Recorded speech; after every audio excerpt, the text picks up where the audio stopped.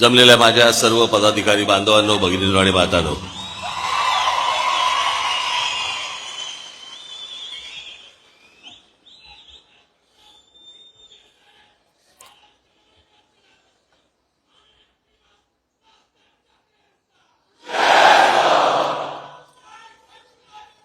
बस झालं.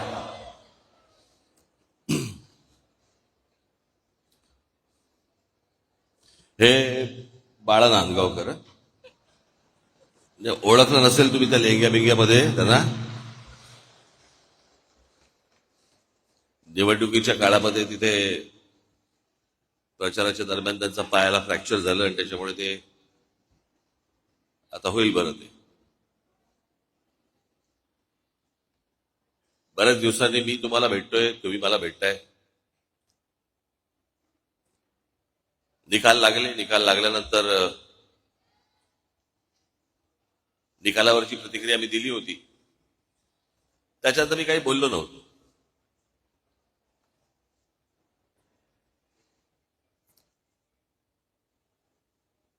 पण शांत आहे याचा अर्थ विचार करत नव्हतो असं नाही.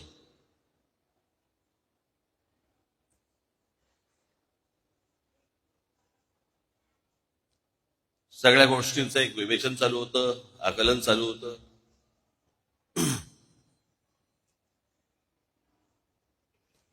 बरेच लोक मला भेटले या सगळ्या गेल्या 2 महिन्यामध्ये, 1.5 महिन्यामध्ये.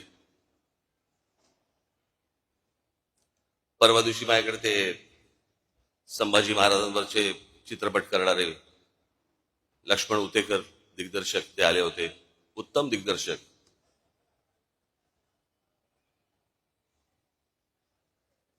महाराष्ट्रातल्या तर प्रत्येकाने, मी काय त्याचा काही डिस्ट्रीब्युटर नाहीये, पण महाराष्ट्रातल्या प्रत्येक मराठी माणसाने तो चित्रपट पाहिलाच पाहिजे. कारण आमचे शिवछत्रपती ही प्रेरणा आहे. संभाजीराजे आमचे हे बलिदान आहे.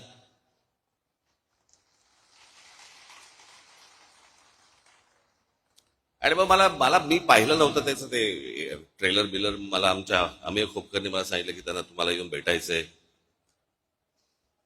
म्हटलं काय आहे विषय. नाही म्हणजे त्याच्यामध्ये संभाजी महाराज, हा लाईट जरा कमी होईल का रे, माझ्या डोक्यात डोळ्यासमोरचा काय आहे का काही त्याच्यात. काय बोटा बिटा घाला कुठेतरी बटनात.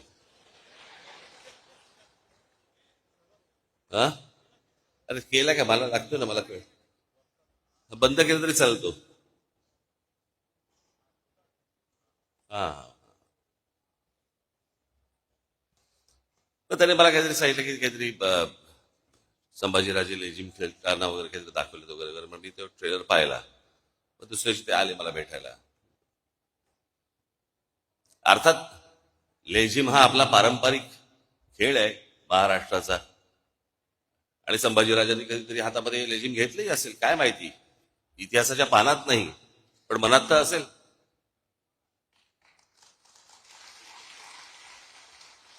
पण मी त्यांना म्हटलं त्या गाण्यावरनं म्हटलं चित्रपट पुढे सरकतोय का, की नुसतं गाणं आहे सेलिब्रेशनचं. तर बोला नाही, सेलिब्रेशनचं. म्हटलं मग कशाला चित्रपट कशाला स्टेकला लावताय.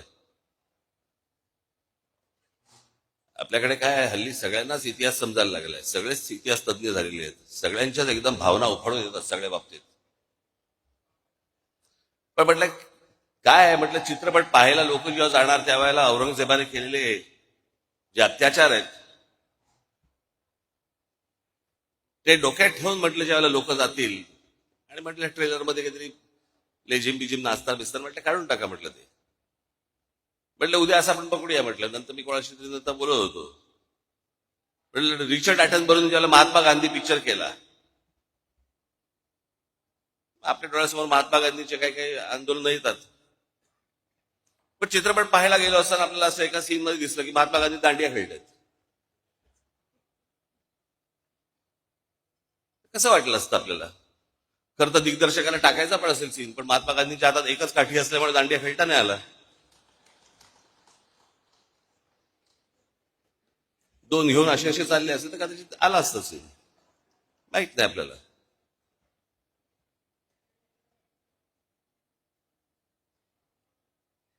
पण बरेच लोक मला भेटले, म्हणजे निकाल लागल्यावरती, निवडणुकीचा निकाल लागल्यावरती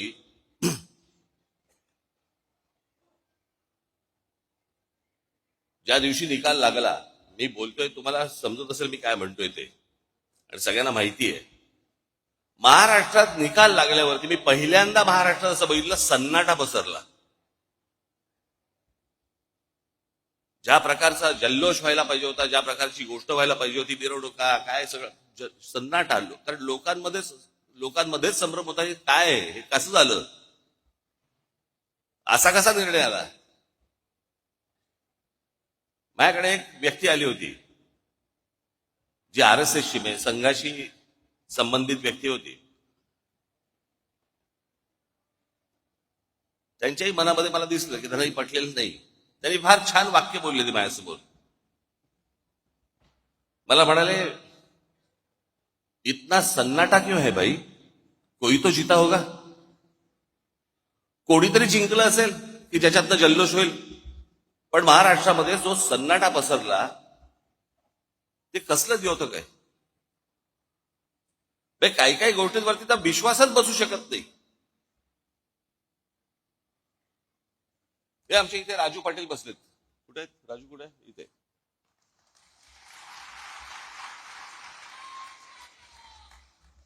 त्यांचं एक गाव आहे, गाव पाटलांचंच गाव, म्हणजे तिकडे त्यांनाच मतदान होतं. साधारणपणे किती 1200 लोकांचं गाव आहे ना, 1400 लोकांचं गाव आहे.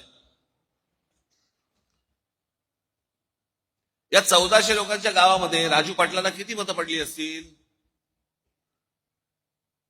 अख्खं सगळं मतदान, दरवेळेला त्यांना मतदान होतं. पहिल्यांदा त्यांचे भाऊ उभे होते त्यावेळेला त्यांना मतदान झालं, ते उभे होते त्यावेळेला मतदान झालं, ज्यावेळेला ते खासदारकीला होते त्यावेळेला मतदान झालं, सगळीकडं. त्या गावातलं किती मतदान झालं असेल राजू पाटलांना, किती मतं पडली असतील? एक पण नाही.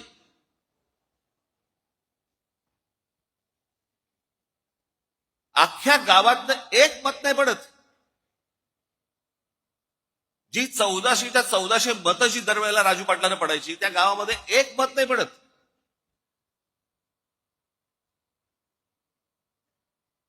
आपल्यातला एक मराठवाड्यामधला आपला एक पदाधिकारी आहे जो तिथे नगरसेवक आहे.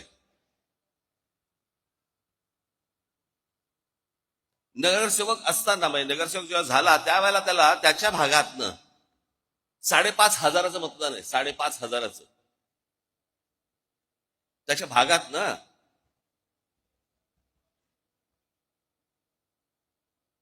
आत्ता तो विधानसभेला उभा होता, त्याला त्याच्या वॉर्डामध्ये नगरसेवक पदासाठी म्हणून त्याला 5,500 मतदान झालं होतं. आत्ता विधानसभेच्या वेळेला त्याला किती मतदान झालं असेल? विधानसभा 2,500.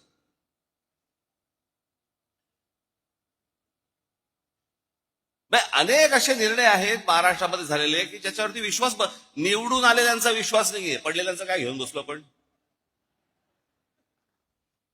रोज रात्री बायकोला सांगता चिमटा काढ.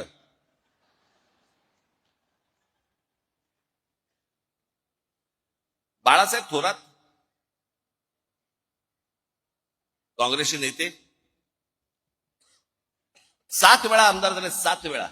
ही 8वी टर्म होती त्यांची. 7 वेळा जो माणूस आमदारकीला 70 ते 80 हजार मताधिक्याने निवडून यायचे, ते बाळासाहेब थोरात या निवडणुकीमध्ये 10,000 मतांनी पराभव होतो.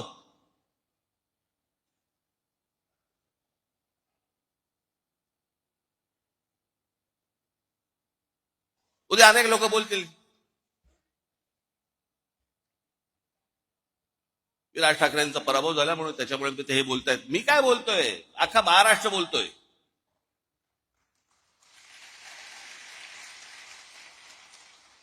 जे निवडून आले त्यातले अनेक लोकांचे मला फोन जे आले, जे सत्तेमध्ये आले आहेत त्यांचे मला अनेकांचे फोन आले, त्यांना शॉक बसलाय.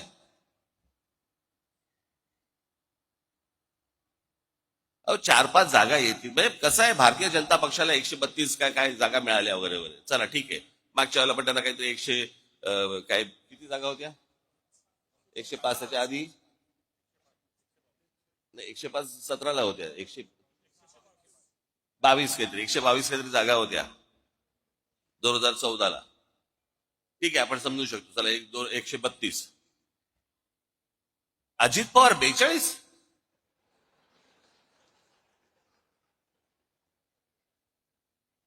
म्हणजे 4-5 जागा येतील की नाही असं सगळ्यांना वाटत असताना अजित पवार 42, कोणाचा तरी विश्वास बसेल का याच्यावरती? आणि जे इतकी वर्ष या महाराष्ट्रामध्ये राजकारण करत आले, ज्यांच्या जीवावरती हे अजित पवार, भुजबळ बिजबळ सगळेजण मोठे झाले, त्या शरद पवारांना 10 जागा मिळतात.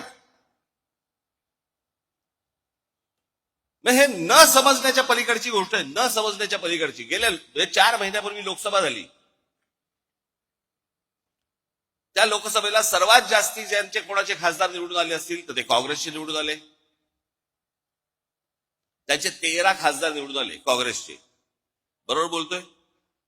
एका खासदाराच्या खाली किती आमदार येतात? साधारणपणे 5 ते 6 आमदार येतात. 6 आमदार येतात. बरोबर आहे? सर्वसाधारणपणे किती आमदार यायला पाहिजे होते काँग्रेसचे?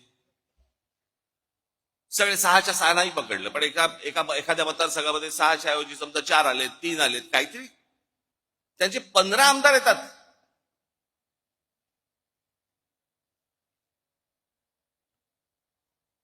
शरद पवार साहेबांचे 8 खासदार निवडून आलेत. 8 खासदार, त्यांचे 10 आमदार येतात. आणि लोकसभेला ज्या अजित पवारांचा 1 खासदार निवडून आलाय तिथे 42 आमदार येतात. 4 महिन्यात फरक पडला लोकांच्या मनात. काय झालं, कशामुळे झालं, हा संशोधनाचाच विषय.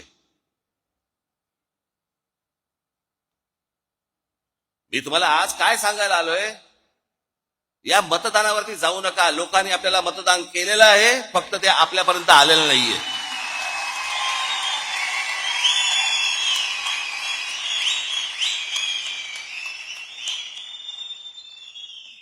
तुम्ही असं कुठेही मनामध्ये धरू नका की लोकांनी आपल्याला मतदान केलं नाही. लोकांनी मतदान केलं, पण ते केलेलं मतदान कुठेतरी गायब झालं.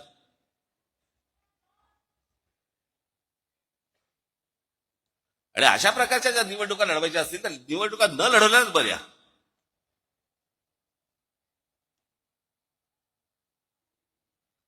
अर्थात ही पण गोष्ट निघून जाईल. कोणी कुठच्या गोष्टीचा अमरपट्टा घेऊन आलेला नसतो. अशा गोष्टी होत असतात.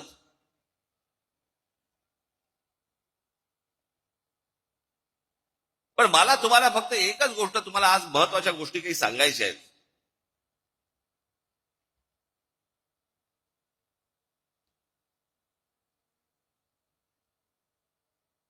की ज्या गोष्टी तुम्हाला पक्षाने आजपर्यंत ज्या तुम्हाला सांगितल्या, ज्या आजपर्यंत पक्षाने ज्या गोष्टी केल्या, जी आंदोलनं केली, ज्या गोष्टींचे निर्णय लागले, या गोष्टी कुठेतरी तुम्ही पण सतत लोकांसमोर मांडत राहिले पाहिजेत.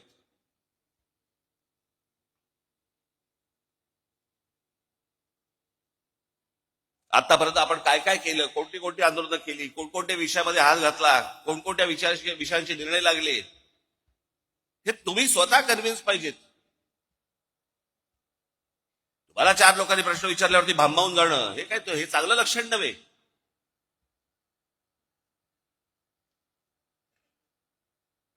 पण मी आज तुमच्यासाठी काही गोष्टी इथे आणल्या आहेत मुद्दामून, ज्या तुम्ही लक्षात ठेवल्या पाहिजेत. माझं भाषण संपल्यानंतर ज्या वेळेला ते येईल, कुठेतरी युट्यूबला येईल, तेवढा पोर्शन तुम्ही कट करून ठेवला पाहिजे. सतत तुम्ही त्या गोष्टी ऐकल्या पाहिजेत, बघितल्या पाहिजेत.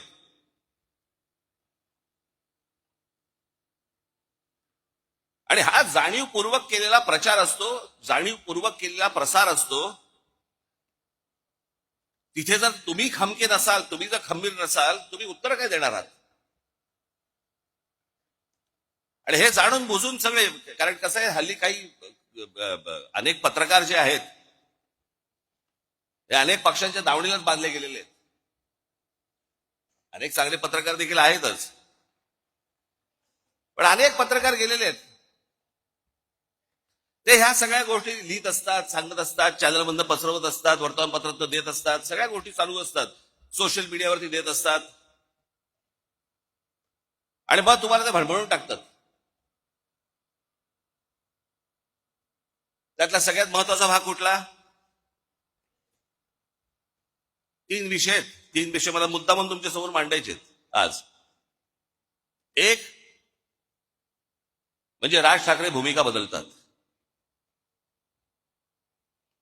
मी ज्यावेळेला माझ्या काही पदाधिकाऱ्यांची, इतर सगळ्या लोकांची ज्यावेळेला मी बोललो त्यांच्याशी, मी म्हटलं तुम्हाला तरी माहिती आहेत का, म्हटलं भूमिका बदलणं म्हणजे कशाला म्हणतात.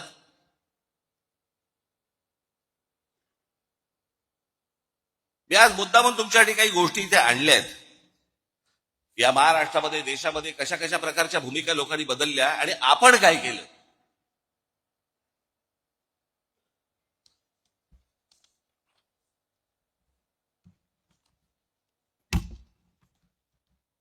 थोडा मागे जातो, नंतर मध्यात परत येतो. मी काय सांगतोय तुम्ही नीट ऐका. या देशाला ज्या वेळेला स्वातंत्र्य मिळालं, त्या स्वातंत्र्य मिळाल्यानंतर पहिली निवडणूक या देशामधली ही 1952 साली झाली. आणि ह्या 52 साली ज्या वेळेला ही निवडणूक झाली, त्यावेळेला नुकताच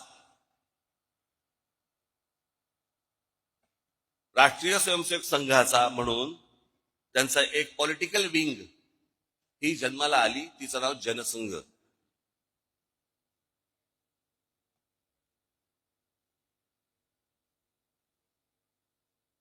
हिंदुत्व वगैरे वगैरे अनेक गोष्टी ते मांडत आले आजपर्यंत, त्याचा काही विषयच येत नाही.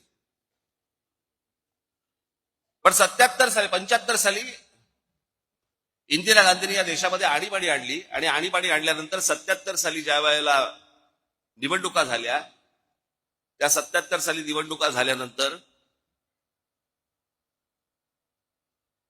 देशभरामध्ये इंदिरा गांधींचा दारुण पराभव झाला. इंदिरा गांधी स्वतः हरल्या होत्या.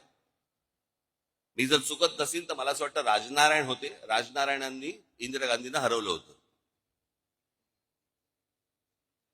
आणि मग जनता पक्ष नावाची, जनता पार्टी नावाची एक पार्टी उभी राहिली. त्याच्यामध्ये अनेक पक्ष होते. ज्या अनेक पक्षांपैकी एक जनसंघ देखील होता. 1980 साली त्यांच्यातल्या सगळ्या भांडणांमुळे 1980 साली परत निवडणुका झाल्या आणि इंदिरा गांधी परत विजयी झाल्या. त्यावेळेला हा जो जनसंघ होता, या जनसंघाची भारतीय जनता पार्टी झाली. ते जे जनता पार्टीतनं जे बाहेर पडले होते, ती भारतीय, ती दुसरी जनता पार्टी होती. या जनसंघाने तेच नाव घेतलं आणि भारतीय जनता पार्टी म्हणून केलं. हा आता भारतीय जनता पक्षाचा जो झेंडा दिसतोय, तो झेंडा बदलला झेंडा. आणि जनता पार्टीचा जो झेंडा होता, जो आडवा होता, भगवा आणि हिरवा, तो यांनी उभा केला.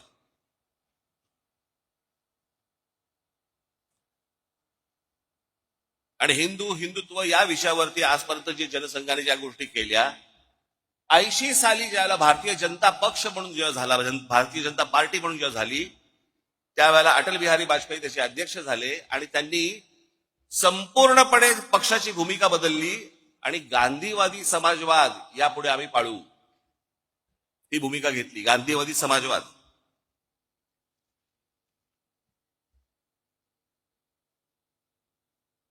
मग 84ला इंदिराजी गेल्या, इंदिराजी नंतर मग परत धक्के. आता ह्याच दरम्यान 77ला निवडणूक झाली, 78ला परत एक निवडणूक झाली. त्याच्यामध्ये शरद पवारांचं पुलोद आलं. शरद पवार मुख्यमंत्री झाले. ते आहे ना, ते वसंतदादा पाटलांच्या पाठीत खंजीर खुपसून वगैरे ते सगळं प्रकरण. आणि ज्या वेळेला शरद पवारांनी ज्या वेळेला पुलोद स्थापन केली, त्यावेळेला हाच जनसंघ, त्याला भारतीय जनता पार्टी झालेली नव्हती, हा जनसंघ पुलोदमध्ये शरद पवारांबरोबर होता.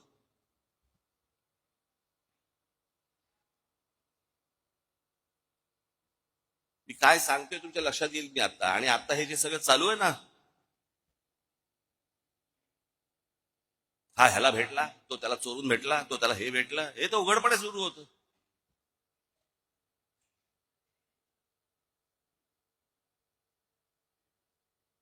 त्याच 78ला, म्हणजे मुळात 75 पासून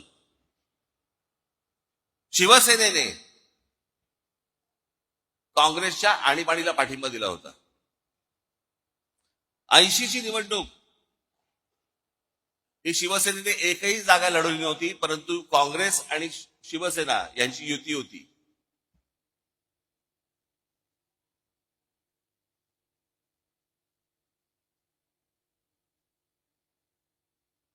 शरद पवार त्याच्यात 80 साली त्यांचं सरकार बरखास्त केलं इंदिरा गांधींनी. 6 वर्ष काही नव्हते. 84ची एक निवडणूक झाली. मग 86 साली शरद पवार परत काँग्रेसमध्ये त्यांनी प्रवेश केला संभाजीनगरला राजीव गांधींच्या समोर. मग ते काँग्रेसमध्ये आले. जनता पक्ष बाहेरच राहिला.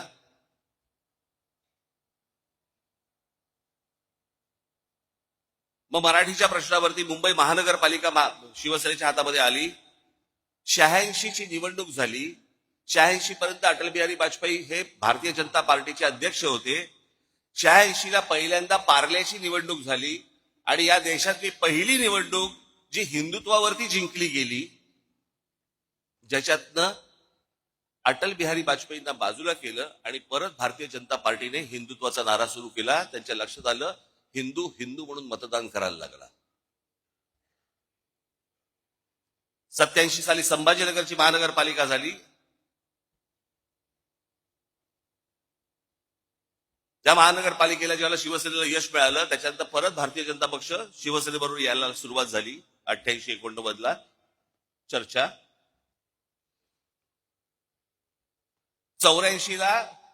1984ला शिवसेना भारतीय जनता पक्ष युती झाली होती आणि शिवसेनेचे 2 खासदारकीचे उमेदवार हे कमळावरती उभे होते, मनोहर जोशी आणि वामनराव महाडिक.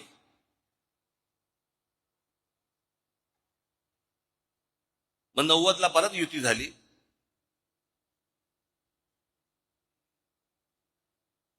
ला परत शरद पवार मुख्यमंत्री झाले. मग 95ला परत भारतीय जनता पक्ष शिवसेना युती झाली.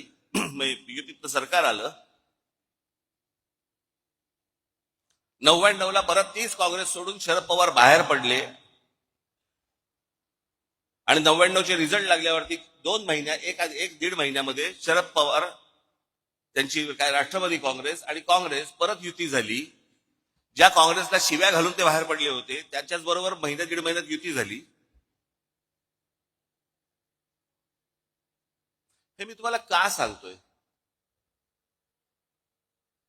या सगळ्यांनी आपापसात प्रत्येकाच्या स्वार्थासाठी सगळ्यांनी आपापल्या भूमिका बदलल्या. इथे मी कोणत्या स्वार्थासाठी भूमिका बदलली हो?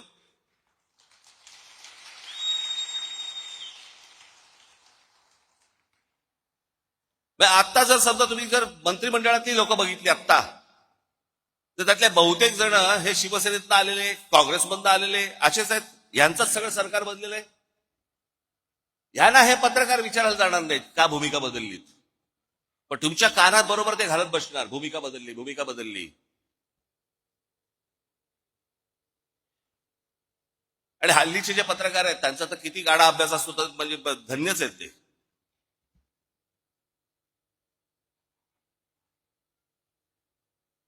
आजचा दिवस ढकलायचा, काही का बातमी टाकेना. आणि आता तर काय सगळे प्रत्येक पक्षाच्या एक कल्लीच सगळ्या गोष्टी सुरू आहेत. आता काल त्या कुंभमध्ये आहे किती लोक गेली अजून आकडा येत नाहीये.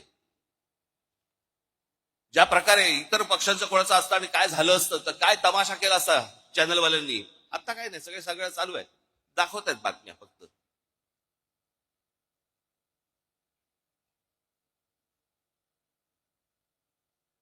आणि मग काय गोष्टी पेरायच्या की राज ठाकरेंनी पहिल्यांदा नरेंद्र मोदींना पाठिंबा दिला, मग त्यांच्या ते विरोधात बोलायला लागले आणि मग परत त्यांनी सपोर्ट केला. का केला? कारण त्यांच्या मागे ईडी लावली, माझ्या मागे ईडी लावली.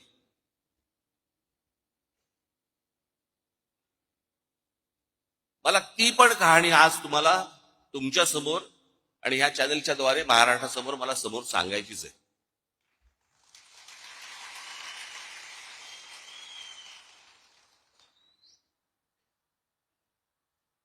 मी जे आता तुम्हाला जे सांगणार आहे, इथे समोर बघलो, इथे समोर महाराजांचा पुतळा आहे. त्याच्या समोर मी जे सांगीन ते शपथपूर्वक सांगीन.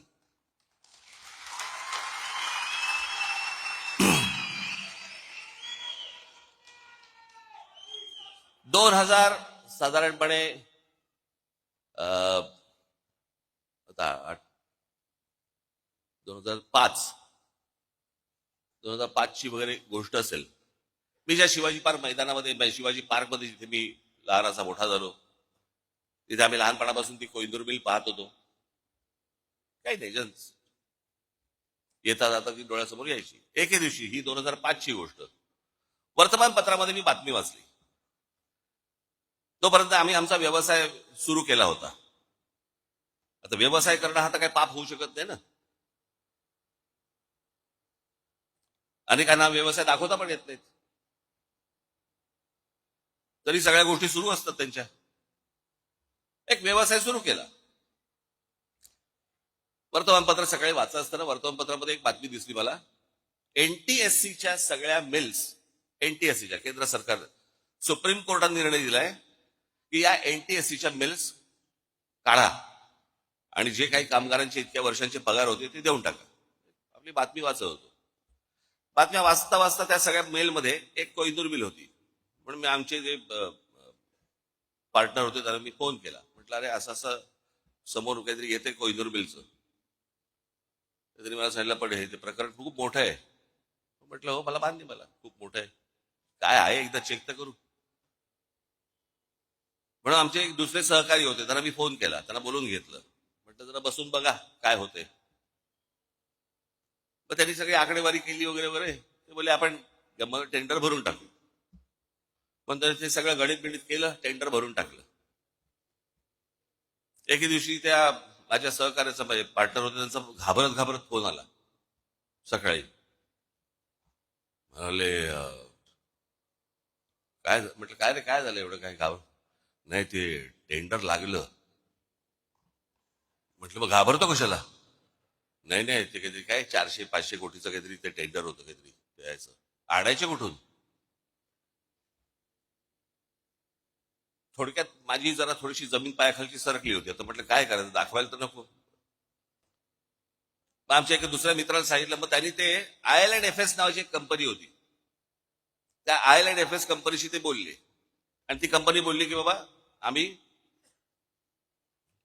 पैसे भरायला तयार आहोत, तुमच्याबरोबर यायला तयार आहोत. म्हणून सगळे पैसे जेवढे असतात ते सगळे त्या कंपनीने भरले. आम्ही त्याच्यामध्ये पार्टनर होतो. 7-8 जण होतो आम्ही.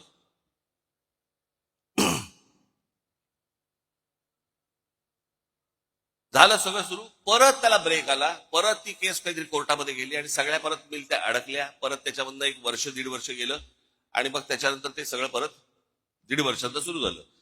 त्या दरम्यान मी आमच्या सहकार्यात म्हटलं, बाबा हे पांढरा हत्ती हा आपल्याला झेपायचा नाही, आपण यातनं बाहेर पडू. माझ्याबरोबरचे अनेक जे काही माझे पार्टनर जे होते ते बोलले की आपण नाही, आपल्याला हे झेपणं नाही, काम नाही आपलं, आपण आपल्या बाहेर पडू.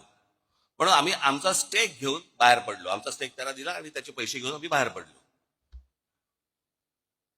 ही गोष्ट आहे 2000 मला असं वाटतं 8ची. त्याच्यानंतर आमचा विषय संपला. ज्या दिवशी मला ती ईडीची नोटीस आली, मला प्रश्न पडला कसली ईडीची नोटीस, काय आहे काय. मग आम्ही जेव्हा बघितलं त्यात विषय होता कोहिनूरचा. म्हटलं आपला काय संबंध याच्याशी आता. मग मला तिकडे बोलवते माणसं, मलाशी काय बोलवते हेच मला समजेना. की त्यांच्याकडनं तुम्हाला पैसे आले पण तुम्ही त्यांचे पैसे काय, मला काय कळत नव्हतं. म्हटलं काय झालं. बरं, जे पैसे आले त्याच्यावरती आम्ही टॅक्स भरला, टॅक्स भरून तो गेला. सगळ्यांनीच टॅक्स भरला आणि तो गेला. ती जी कंपनी होती त्याच्यामध्ये टॅक्स भरला, त्या कंपनीने तिकडे टॅक्स भरला, त्यातनं आम्ही बाहेर पडलो. मला ज्या वेळेला ती गोष्ट आली त्यावेळेला मी ज्यावेळेला इन्क्वायरी केली, आमच्या सीएला बोलवलं. म्हटलं काय नेमकं काय झालं सांग मला. तो बोलला तुमच्यातला एक जो पार्टनर आहे, तुम्ही जो टॅक्स भरलात त्या कंपनीत, त्या पार्टनरने तो टॅक्स इन्कम टॅक्सला भरलाच नाही, तो ते पैसे तुमचे बाहेरच्या बाहेर वापरले. म्हटलं मग आता काय करायचं? म्हणे आता परत टॅक्स भरायला लागेल. आम्ही परत टॅक्स भरून टाकला. जेवढा होता तेवढा परत प्रत्येकाने आपापला टॅक्स परत भरून टाकला. कोण जाईल झंझटीत? विषय संपला. आता एवढ्याशा गोष्टीसाठी राज ठाकरे ईडीला घाबरला आणि मोदींची स्तुती करायला लागला.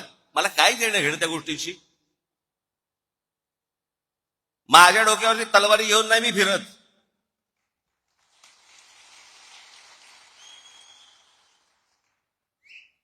हे बाकीच्यांसारखं नाहीये. 6 दिवस अगोदर मोदी म्हणतात 70,000 कोटीचा भ्रष्टाचार केलेला ना आम्ही 8 मध्ये टाकू. आम्हाला माहित होतं की ते मंत्रिमंडळात टाकणार आहेत.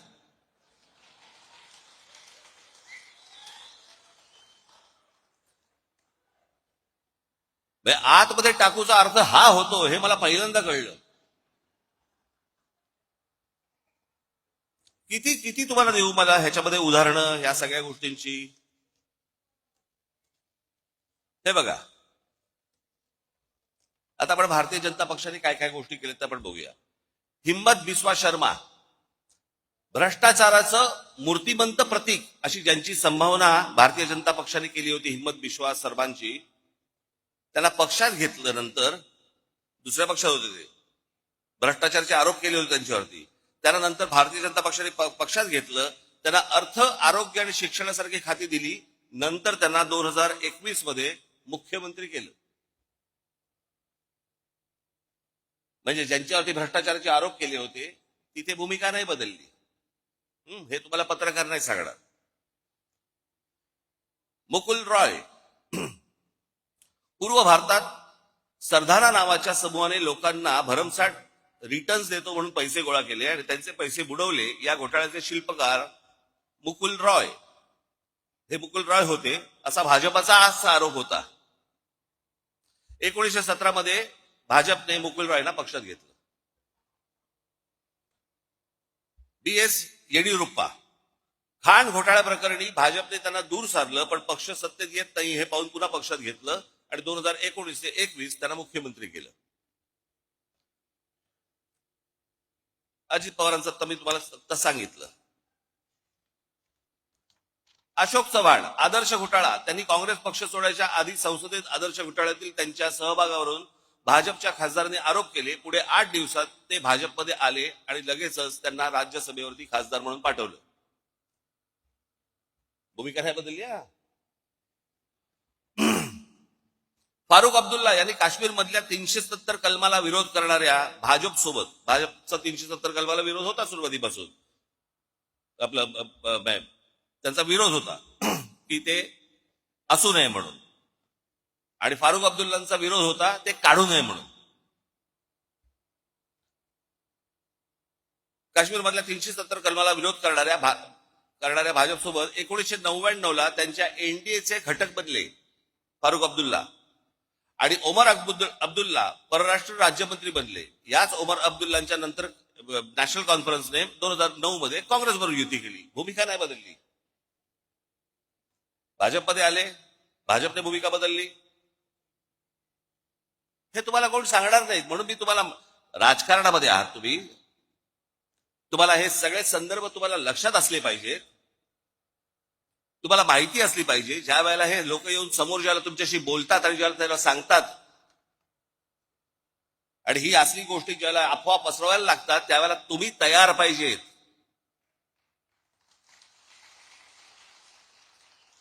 गेल्या 50, 60, 70 वर्षाचा इतिहास महाराष्ट्राचा काय आहे, देशाचा काय आहे, कुठे कुठे कुठच्या कुठच्या पक्षाने काय काय गोष्टी केल्या.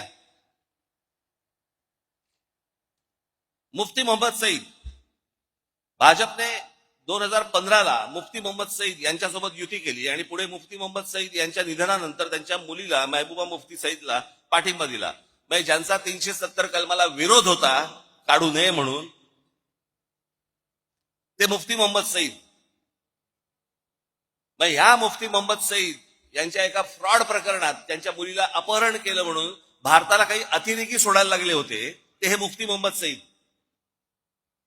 त्यांच्याबरोबर भारतीय जनता पक्षाने पहिल्यांदा युती केली. मुफ्ती महबूबा मुफ्तींना तिथे पुढे मुख्यमंत्री केलं आणि नंतर त्यांचं सरकार पाडलं आणि राष्ट्रपती राजवट आणली. भूमिका नाही बदलली. इथे कोण बोलणार नाही भूमिका बदलली.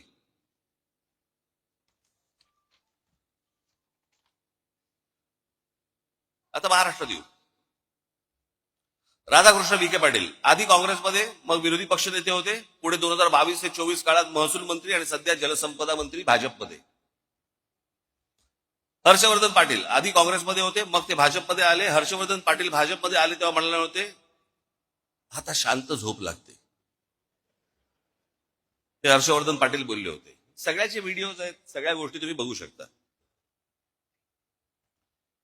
नारायण राणे, गणेश नाईक, बबनराव पाचपुते, विजयसिंग मोहिते पाटील, पदमसिंग पाटील,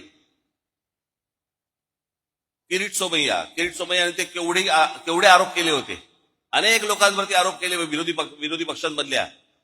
आज ज्यांच्यावरती आरोप केलेत ना ते सगळे आज मंत्रिमंडळात आहेत किंवा भारतीय जनता पक्षासोबत आहेत. त्यांना नाही कोणी विचारलं जात की भूमिका बदलली का, काय बदललं.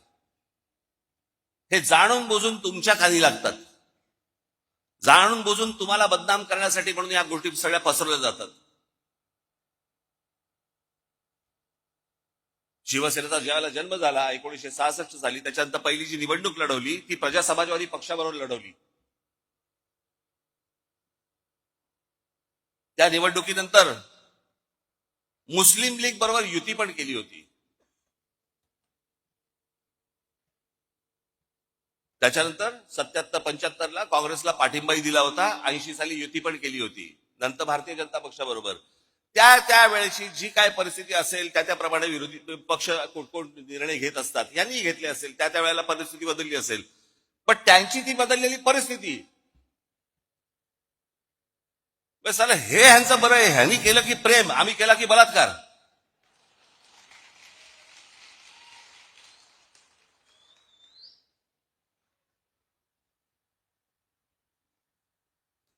बरं, आता लोकसभेच्या वेळेला ज्या वेळेला नरेंद्र मोदी ज्या वेळेला इथे शिवतीर्थावरती आले होते त्यावेळेला मी त्यांच्या समोर बोललो होतो ना की 2014ची निवडणूक झाली त्यावेळेला मला जे बोलायचं होतं ते मी बोललोय. 2017ची निवडणूक झाली त्यावेळेला मला जे म्हणायचं होतं ते मी म्हणून झालेलं आहे. मी असं काही बोललो का की मी ते काही बोललोच नव्हतो, मी असं काही म्हणालोच नव्हतो, असं काही बोललो का? माझं बोलून झालंय. एकदा सुटलं की सुटलं.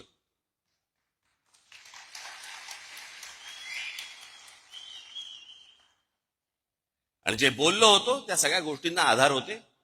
जे चांगलं कराल त्याला चांगलं म्हणू, जे वाईट कराल त्याला वाईट म्हणू. ह्या सगळ्या गोष्टीच्या तुमच्या समोर आणल्या. हे कृपाशंकर सिंग, बबनराव पाचपुते, अजित पवार, हे सगळे देवेंद्र फडणवीसांनी किती लोकांवरती आरोप केले आतापर्यंत? भ्रष्टाचाराचे किती लोकांना बरोबर आरोप केले? कित्येक लोकांवरती जे तुम्हाला आता त्यांच्याबरोबर मंत्रिमंडळात दिसतील. कित्येक लोक तर आता देव दर्शनाला जातात, पूजा करतात, देव पायात ठेवतात की फडणवीस किंवा किरीट सोमय्या कोणीतरी आमच्यावरती आरोप करा. चला, आरोप केल्यावर आतमध्ये जाता येतं.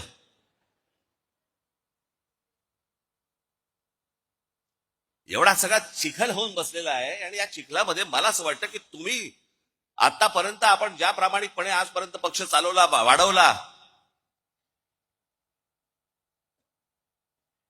अनेक लोकांना हे असतं राजसाहेबांनी भारतीय जनता पक्षाच्या किंवा कोणाला नेत्यांना भेटलं नाही पाहिजे.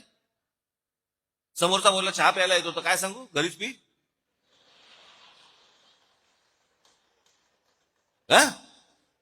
तुम्ही काय वेगळं सांगाल?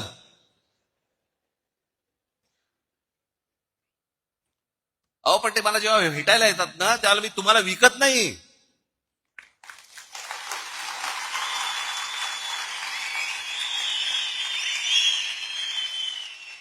आणि माझा मराठीचा बाणा देखील मी बोथट करत नाही.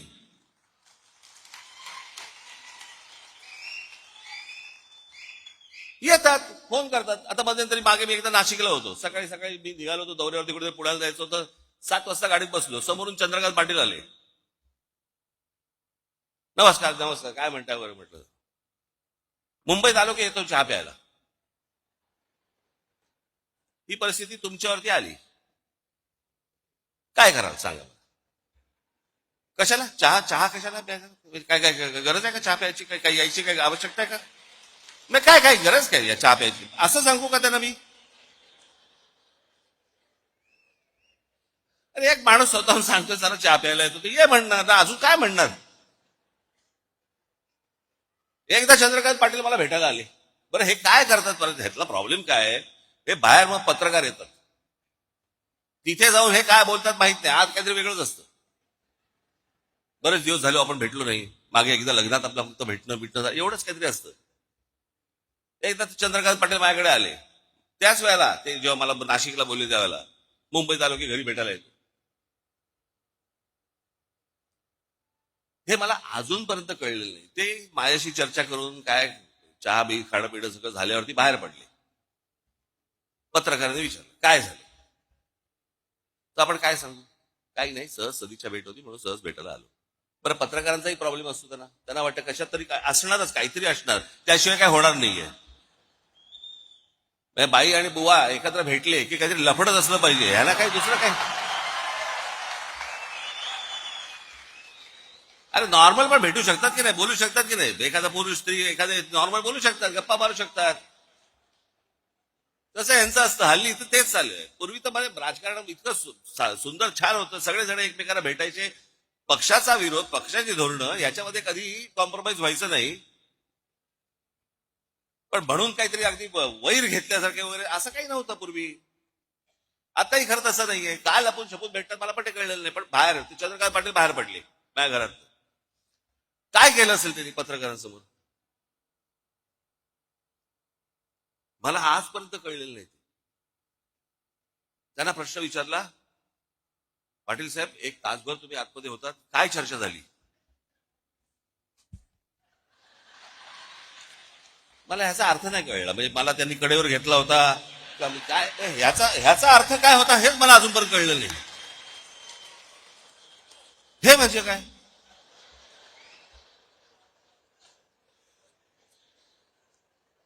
बरं मी काय पाहिलं नव्हतं. ते गेल्यानंतर पत्रकार आले आणि मला म्हणाले की त्यांनी असं केलं बाहेर गेल्यानंतर, म्हणजे काय झालं. मी म्हटलं असं केलं म्हणजे काय झालं, आम्ही दोघे एकमेकांना तेच विचारतोय, म्हणजे काय झालं.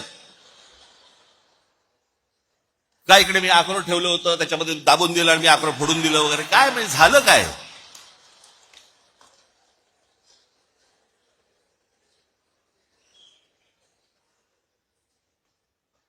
एक गोष्ट तुम्ही लक्षात ठेवा, हे कोण भेटायला आले बिले वगैरे वगैरे वगैरे, पक्षाची भूमिका आणि तुमचं प्रेम यांच्यासमोर लाचार ठेवणार नाही.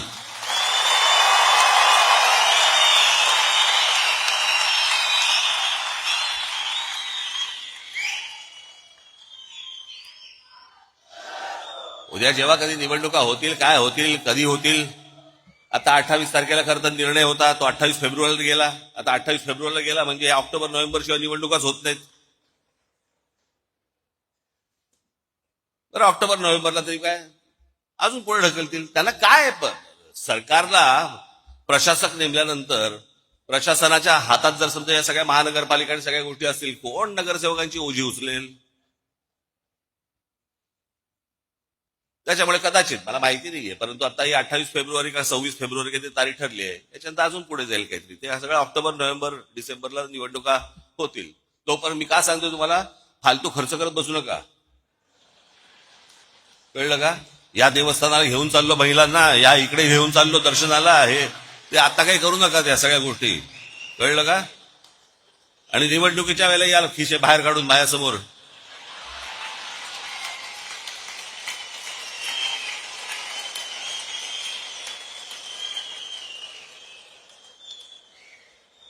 जरा सांभाळून, जरा काय आजूबाजूला चाललंय जरा एकदा बघा बरं का. आज मला तुम्हाला एवढंच सांगायचं आहे, पुढच्या काही दिवसांमध्ये पक्षाला वरपासून खालपर्यंत एक प्रकारची शिस्त आणण्याच्या दृष्टिकोनातनं एक आचारसंहिता येणार आहे.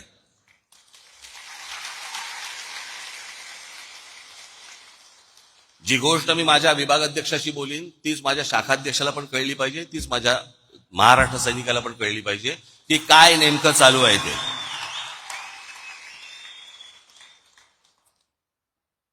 पुढच्या साधारणपणे फेब्रुवारीच्या पहिल्या दुसऱ्या आठवड्यापर्यंत त्या प्रत्येकाला बोलवलं जाईल, प्रत्येकाची आचारसंहिता प्रत्येकाला दिली जाईल.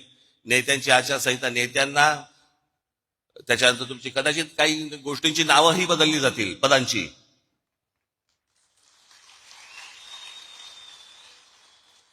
तर ते हळूहळू टप्प्याटप्प्याने त्या गोष्टी मी तुमच्यासमोर मांडीन. परंतु मी एक गोष्ट सांगतो तुम्हाला, मी लहानपणापासून अनेक पराभव पाहिलेत, अनेक विजय देखील पाहिलेत. पराभवाने मी कधी खचलो नाही आणि विजयाने कधी हुरळून गेलो नाही.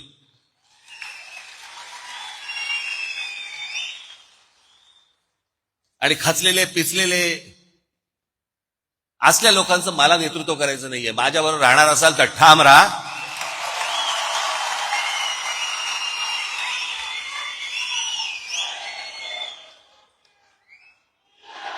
आपल्याला जे महाराष्ट्रामध्ये करायचंय, जे आपल्याला महाराष्ट्राच्या मराठी माणसासाठी करायचंय, जे या महाराष्ट्रातल्या हिंदूंसाठी करायचंय, ते आपण करणारच आहोत. ते आपलं स्वप्न आहे. आज नाही, उद्या नाही, परवा आपण ते होणार म्हणजे होणार, एवढं निश्चित आपण लक्षात ठेवावं. आज तुम्हाला हे सगळं मी पहिल्यांदाच येतो या सगळ्या ऑडिटोरियम मध्ये. मी कधी आलेलो नव्हतो. खरं ते वरती बसलेले सगळे चिकटवलेले दिसत वाटतात मला. हे सगळे ते प्लॅकार्डचे करतात ना, तसेच दिसतात ते मला सगळ्या. आहात ना रे तुम्ही खरंच. हा हा. पण आज तुम्ही बऱ्याच दिवसानंतर तुमची भेट झाली. मलाही बरं वाटलं, मलाही आनंद झाला. एका उत्साहात, जल्लोषात, जोशात पुढच्या येणाऱ्या सगळ्या गोष्टी आपण पार पाडायच्या आहेत. घराघरापर्यंत जायचंय, लोकांचा विश्वास संपादन करायचा आहे. जे जे आतापर्यंत पक्षाने केलेलं आहे ते लोकांपर्यंत जाणं गरजेचं आहे. असल्या फालतू ज्या वेळेला अफवा पसरवल्या जातात त्यावेळेला तुमचा देखील राजकीय अभ्यास हा दांडगा असला पाहिजे आणि तुम्ही देखील पुरून उरला पाहिजेत त्या समोरच्या लोकांना. या गोष्टी मला असं वाटतं घेऊन तुम्ही आज सगळेजण आपल्या आपल्या घरामध्ये जाल. फेब्रुवारीच्या पहिल्या आठवड्यात, दुसऱ्या आठवड्यामध्ये आपल्या सर्वांची मी भेट घेईनच. तोपर्यंत तुर्तास आज इथेच थांबतो. धन्यवाद. जय हिंद, जय महाराष्ट्र. देश विदेशातील प्रत्येक घडामोडींचे लाईव्ह अपडेट मिळवण्यासाठी आता साम टीव्हीच्या सर्व सोशल मीडिया प्लॅटफॉर्मला लाईक, फॉलो आणि सबस्क्राईब करा. तसंच सर्व नोटिफिकेशनसाठी बेल आयकॉन प्रेस करायला विसरू नका.